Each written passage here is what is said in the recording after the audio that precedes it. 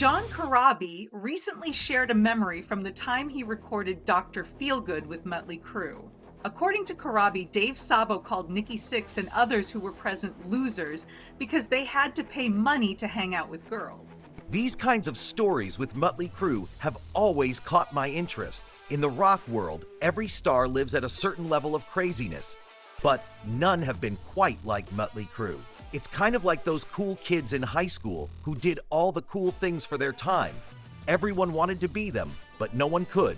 And the members of Mötley Crüe strike me as those kinds of characters. And when I look at those in the industry who criticize them, generally, they're not coming from a higher moral ground. Think about the rock scene.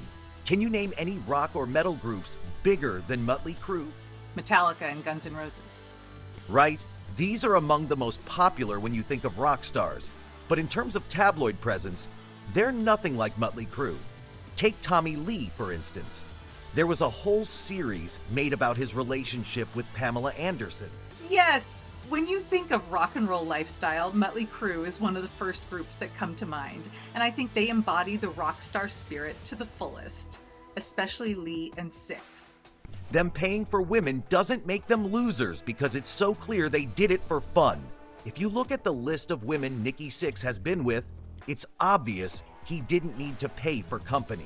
It seems Sixx didn't care much about it anyway. After one of the girls asked for an extra $800, he threw a bottle, smashed it while drunk, and the girls fled the room. Nikki Sixx has always been someone in this industry you can rally behind when there's a counter opinion. Whenever someone takes a shot at Nikki Sixx, a public opinion forms. This actually shows his charisma, though we may not realize it. I remember once we made a news piece about him, especially during the times when the internet was filled with clickbait, and yes, I admit we jumped on that bandwagon too. Anyway, we made the news, others did too. During that time, he even found a way to feed off this situation and tweeted, "I wrote a song called Clickbait," effectively trolling us super smart media folks, and we naively reported on it. Nikki Sixx isn't the person people think he is. I agree. He manages to shape the agenda, easily making light of even the harshest criticisms. That's what I'm getting to. If Sixx were to respond to Sabo's comments and stoke the flames, know that something new is coming. While you're watching him have a run-in with someone, suddenly you find yourself exposed to a new book campaign. Why do rock stars still make statements about him? I think they don't realize who they're dancing with. This man brought a band considered completely washed up back into the spotlight in the last decade. There's a movie about them on Netflix. They went on a farewell tour, played sold-out stadium shows, and they're still doing it, even after Mick Mars left. While he may not be a Steve Jobs, there's a lot the metal world could learn from him about marketing. Maybe it's just a desire to make headlines.